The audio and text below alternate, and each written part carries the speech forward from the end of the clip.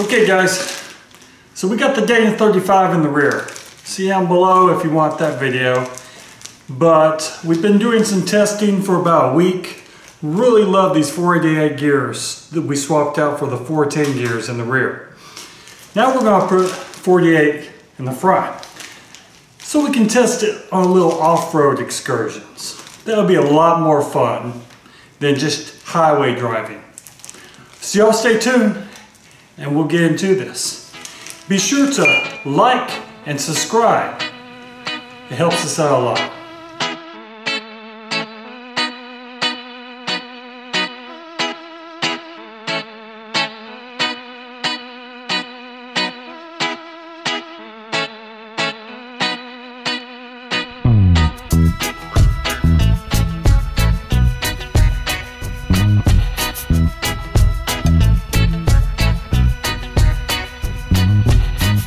Okay, so the first thing we want to do is we want to block off our tires so the Jeep doesn't roll.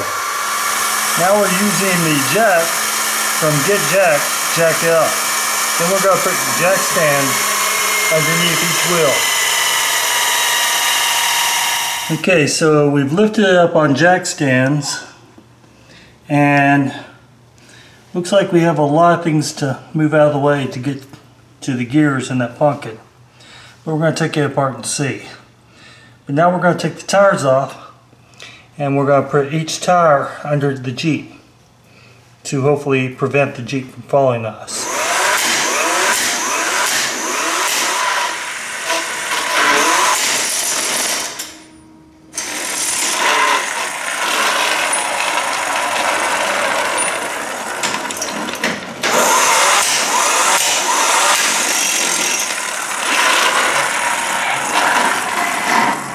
Okay, our son, he took off both tires. We got the other tire shoved underneath there, right into the transfer case, and we're going to put this one under the same spot.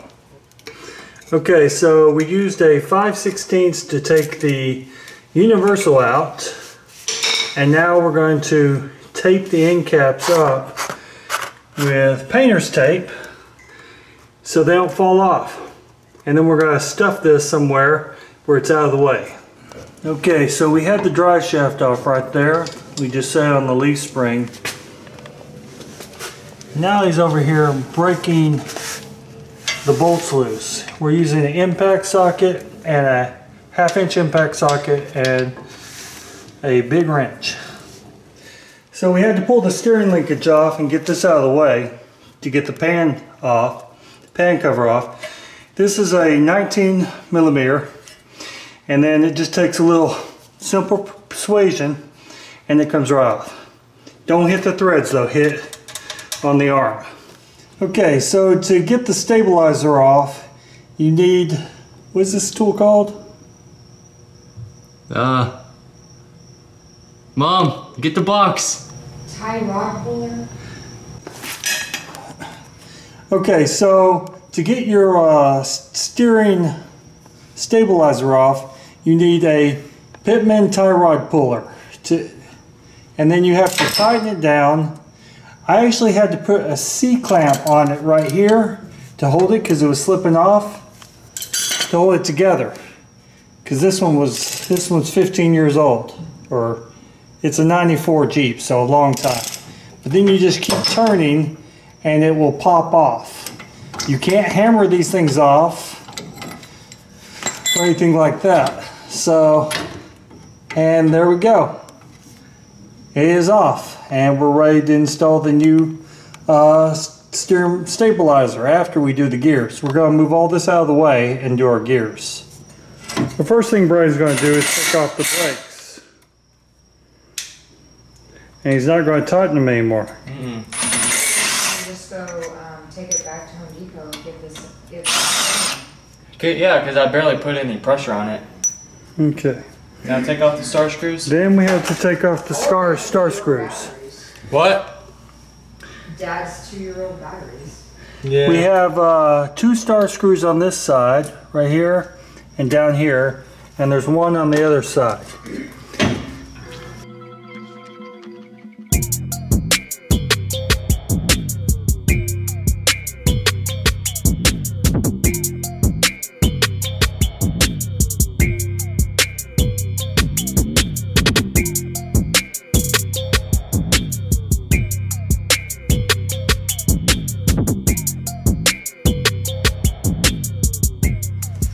Okay, so after you get the brake off, you may have to break these loose with a wrench, and then you can just take all these star screws out. Once all the star screws are out, it will take gentle persuasion. Okay, so once you get your brake off, you can take your disc off.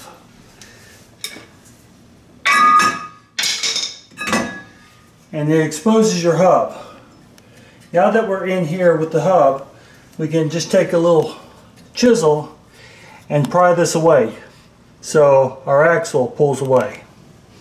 Both the Dana 30 and the Dana 44 have full floating axles, so there's no C-clip to pull like the Dana 35 on the rear of this Jeep, but you do have to take a chisel and pop it loose.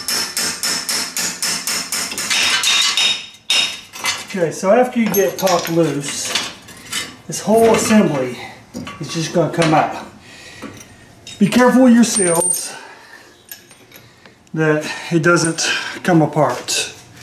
But there we go. Floating axle. And you'll see the Dana 30 does narrow here. This is a weak point. So on the Jeep YJ there is another axle, half axle in here. And there's an initiator that controls your four-wheel drive, two-wheel drive. 4 bolts. So we have to spray some liquid wrench on there, and then we can get these off. Okay, so when you work on this thing, you have a few wires to disconnect.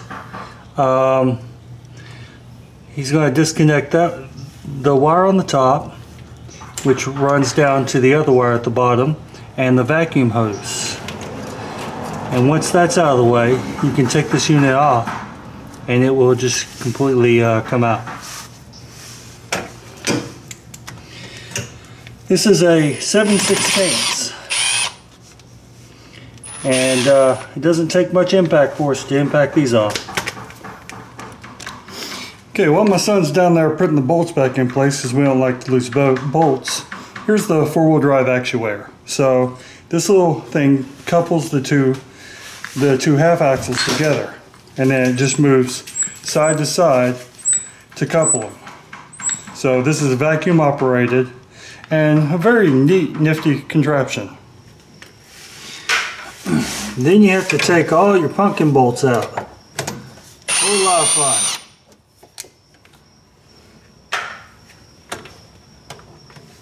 Once you have the top bolt loose, you want to leave it in partially so you can pry it loose, the pan loose, and drain the oil. Do not take the last bolt all the way out or your pan will fall right in your drain pan. Once you get it broke loose, it will slowly drain out in the pan. This is the reason why we left the bolt on the top, so it wouldn't come completely off and fall in the pan. Right there. With the pumpkin cover off, the carrier is fully exposed. Now this does have the bar in the center, but it does not hold the full flowing axles like the Dana 35 with the C-clips. Now these end caps on your carrier, before you take them off, look at which side they go on and place them down on the ground the way they came off. Do not mix them up. Okay, so if you don't have an impact or something, you want to take these and break these loose while the carrier is still in the Jeep with the pinion in, so you can hold something on the pinion or put the Driveshaft back in. But I've already broke these loose. I'm going to spin them back a little bit.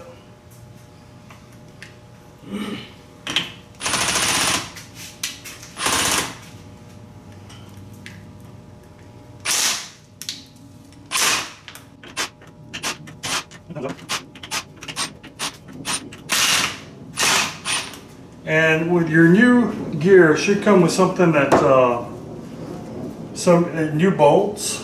So don't worry about these bolts. And then you want to take a hammer and assist this off.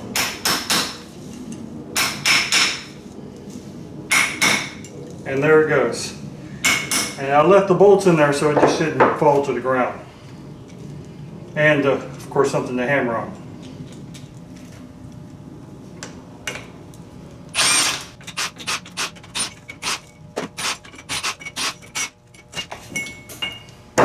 There we go. Gear is off. Now we can put our new gear in. For this type of carrier, your shims go in here. So we're going to see how it's shimmed up currently before we go and have to take it to a machine shop and re-shim it. Because I don't have a press. Okay, so with your new ring gear, you slide it on there, like so. This is, we're going from 410 or 411, 410, one of the two, to 488. So this spring gear is going to be thicker, but the reason it's thicker is your pinion is more narrow. And you'll line up your screw holes. I'm going to use the old screws to pull this up. During the assembly of the gears and the carrier, you will have to take this apart and put it together multiple times, but not these. When I put the new bolts in here, I'll just use Loctite.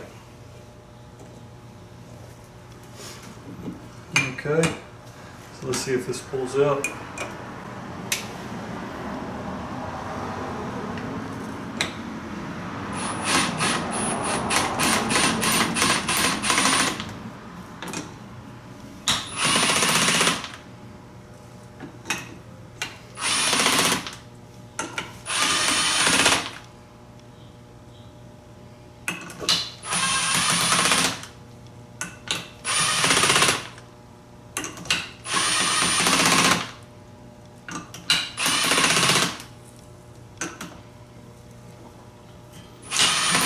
All uneven.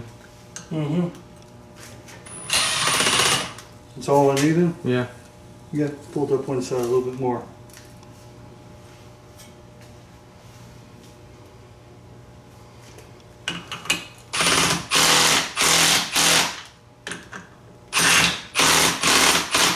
There you go. Now get the other screw. The one that's still standing. That one? That one. Oh. The other side's still standing up a lot more.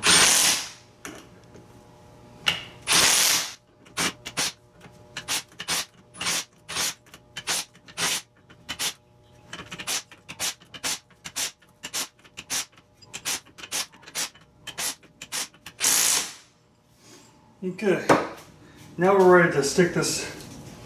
Well, we have to take the pinion out, and then we're going to put the new pinion in and basically make our mock-up bearing so we can pull it out and in. And most of the shimming we're going to do right now is our pinion. Then we're going to work on our ring gear. Ready? Okay, so now we're going to take out the bolt that holds the carrier, the pinion bearing in, the pinion in.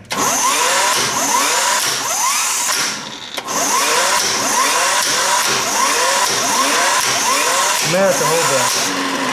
What? My hand? Yeah. That's gonna hurt. It doesn't hurt.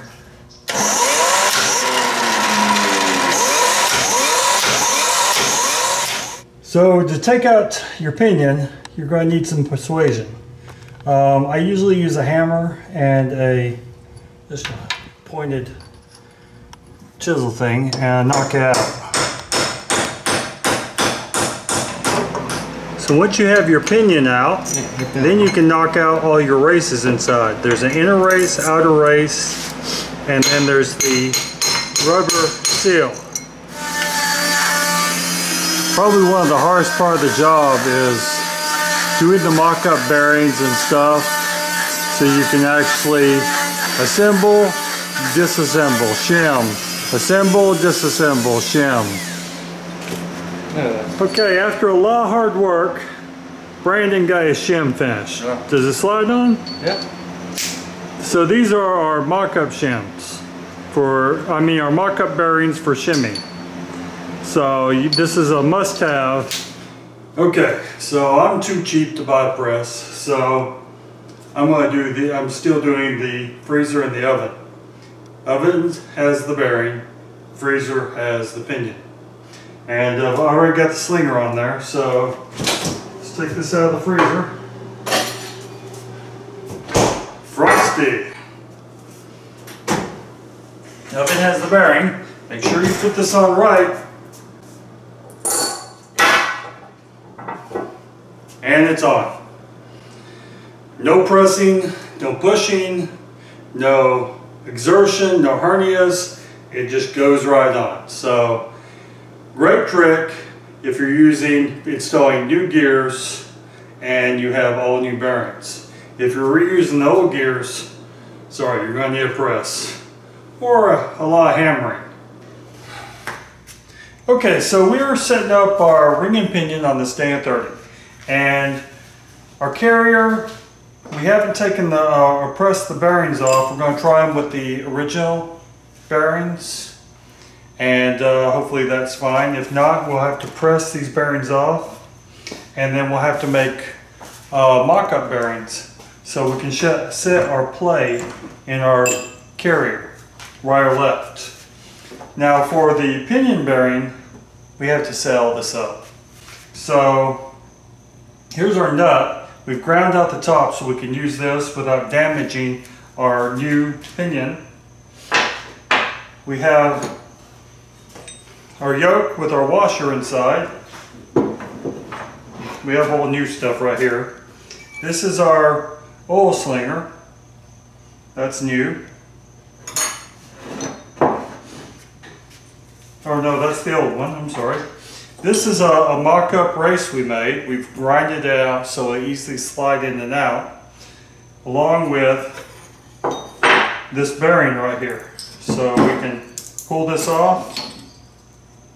These bearings are to set our pinion and the plate or shake in it. Now these bearings right here, or these shims right here, are to set our pinion depth. So when we're adjusting our depth in the teeth, more will says deeper, less will says more shallow. From what we can tell, it had none in there, so we're going to try that and see what it does without. These are all the new ones. This right here is our ring bearing baffle. So we had one of these, it got destroyed taken out, so this is the new one. This race we've ground out because this is how we adjust our depth, and this is permanently pressed, that we pressed in the freezer and the oven. So we basically froze our pinion and heated our bearing, and it just fell right on. So my son is going to paint a couple teeth so we can spin it. Now this is all with the mock-up bearings and some of the old shims.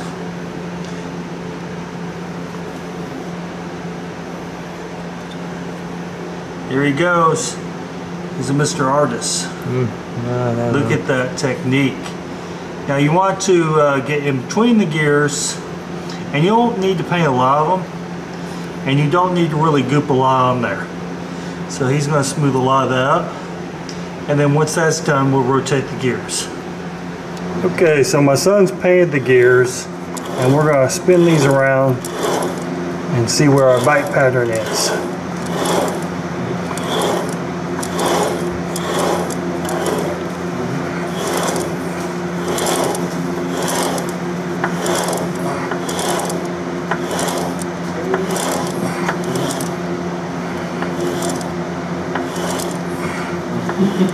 Okay, look at that.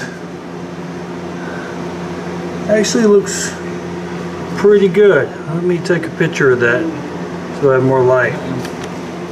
Okay, so we're setting our slack in our ring, our carrier, and this is with the factory bearings. And so pull it down, up, down. I have the yoke stuck, so we have about 8 millimeters of slack, so that's good. We don't need to make any adjustments here. And our teeth bite looks good, so now we just need to tear this down and put it back together and then set our inch pounds on our yoke bolt.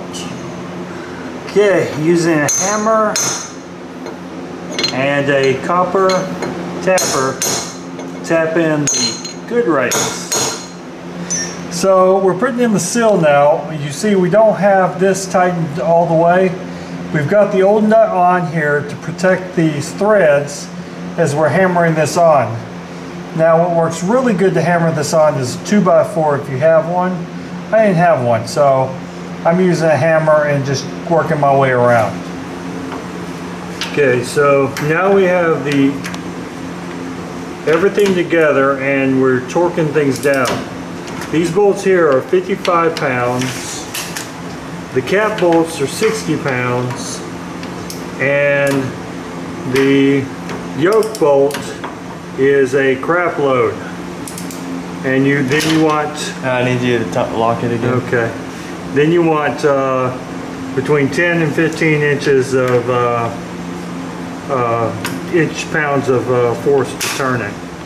Okay, so we got this little axle half shaft back in the ring and pinion after we've torqued everything down over there.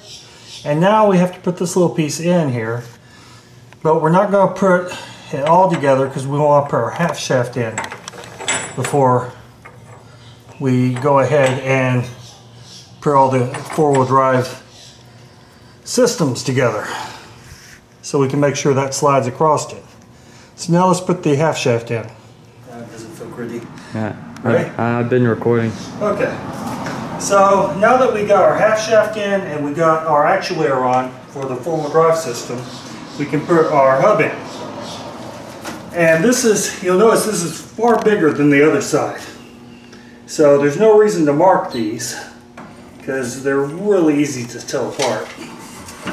And slide that in there, like so. Okay, so now that we have this in, we're going to torque it down. And we're putting 75 foot-pounds of torque on these.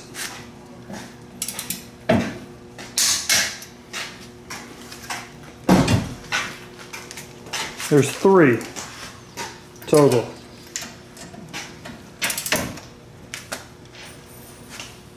So once you have the rest of the drive shaft in, so the half shaft and then the other shaft, then you put in the four-wheel drive actuator that slides that little switch. It has 4 bolts and you just tighten them up to about 15 foot-pounds. Okay, so to compress your disc brakes, once you reach that point, just use a C-clamp. If you don't have one of them fancy disc compressors like his buddy over here has. And it will compress it so you can get the disc back on. Then you only have 2 bolts to put back in. After you get your brake compressed, you want to go ahead and slide it in the back and then in the top and put your bolt on. After you get that done, you can put the bolts in. Simple process. Now we're going to put in the driver's side axle. This side is much easier than the other side because you don't have to deal with the half shaft. All you have to do is get it into, there, it's almost in.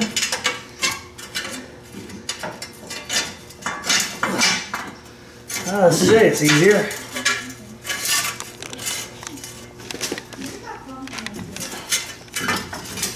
There, in. Ta-da! Okay.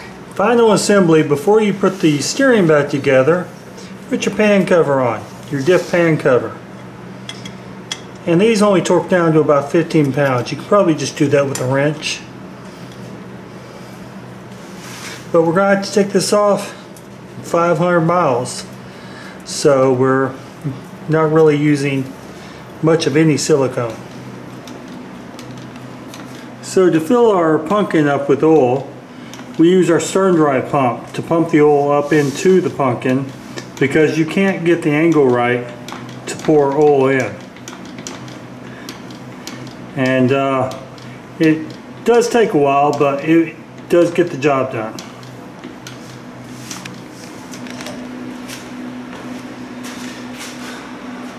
Now we get to put the steering back together, including the new stabilizer we have. So we put the castle bolts back on here.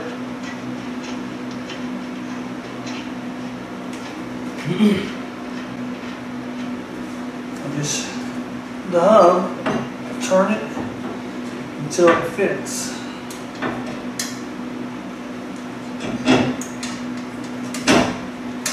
And then put the castle bolt back on. Do you have to get them on at the same time? And we're going to replace the pins in these, the new pins. So when you're tightening the castle bolts, you want to make sure it lines up so you can put a new carter pin through it. After you get your castle bolt in, just put your new carter pin back in, slide it through, and then pull it all the way through. You may need a hammer.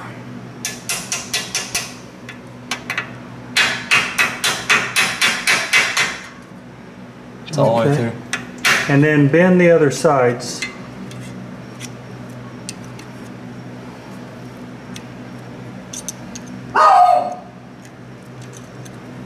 We had to take the old stabilizer off, so why not go with a newer, bigger one? Because that bolt, I chewed it all up just trying to get this off. Okay, so to assemble this, we're going to be using the TJ kit, and they say it's in this 81131. And they say you'll see there is a assembly piston brought in and pin kit as shown on polybag. So this is poly, this is our kit. Got to be some of the worst instructions ever.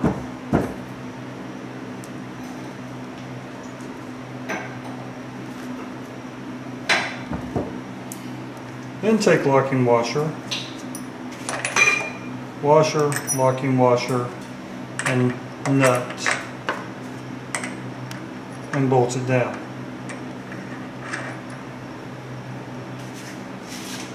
And hand tighten. Then you have this piece, which is a bear to get out once it sinks in. Once you have the end hand tight on, you can put this right through the hole. Stick a locking washer on it, like so. And now with the right washer in hand, slide the washer on, slide the bolt on. You want to make sure you just hand tighten this, and then you can extend it. Hopefully I can hand tighten it someday.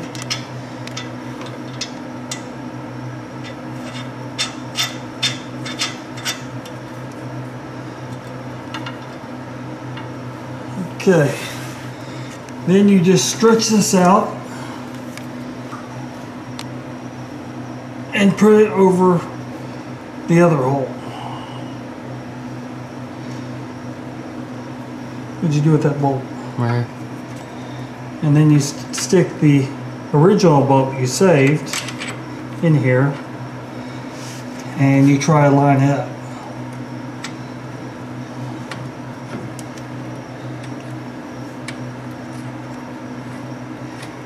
And once everything's lined up, you just tighten it down. Good to go. Easy peasy. Okay, to tighten the stabilizer up, you're going to use 11/16 and a 3/4. After the bottom's on, go ahead and tighten the top.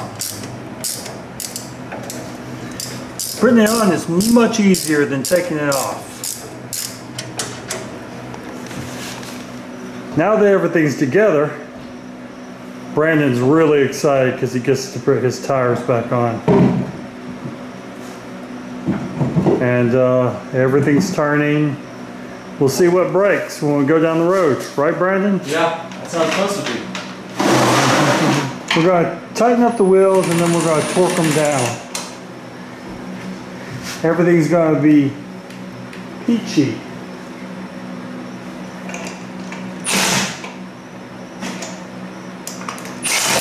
you always check your lugs with a torque wrench. We're going to do about 95, 100 pounds of torque to make sure they don't come off going down the road. Okay, Brian's about to get jacked. He's using the jack from Get Jacked to get this Jeep off his jack stands. So this thing's been working now for over 2 years, and the impact torque's down good. We don't use it because they over torque the wheels if you hammer on it too long, but the jack works perfect. Look at that. Throwing jack stands at the camera equipment. Yay! Jeff is on the ground. Now all we have to do is finish torquing the rims and we're good to go. Okay. Torquing down the lugs to 100. Keep it 100, right, Brian? I think so. Okay guys, so we got the front gears done, and if you're doing the front gears, probably going to need to get a new stabilizer. When you take it out, it's going to be worthless. Been driving it for a while. Front gears are working great. Back gears are working wonderfully. They've been there for almost a month now. We're going to bring some future videos of us doing some road testing and also looking at a little trail action. But the gears have been wonderful. The gas mileage going about 45, 50, which is the speed limits around here, is improved. So it's better gas mileage. The startup, acceleration, hill climb, all that has gone much better. Take off the one glove. But yeah, worked out great. And so if you have a 2-liter engine, or if you put bigger tires on your Jeep, highly recommend a gear change. We've been asked, or people have said, you should just put the 6-cylinder in there. Well, these little 4-bangers, they'll last forever. We don't need the power, especially on the trails, because you're mostly in 4-low. You're just crawling. You don't need all that power. You don't need a V8 or 500 cubic inches or anything like that. This is all you need. You just tootle around. And when you're sitting there idling, you only got 4 cylinders burning gas, not 6 or 8. That's better, I think. And this is fuel injected. So y'all stay tuned for that video. Also, we're going to have a future video with the subwoofer we bring here. That sounds pretty good. And also, go look at our blog. Great recipes released every week, and yumminess keeps me healthy. So y'all, like this channel, subscribe, and please take care.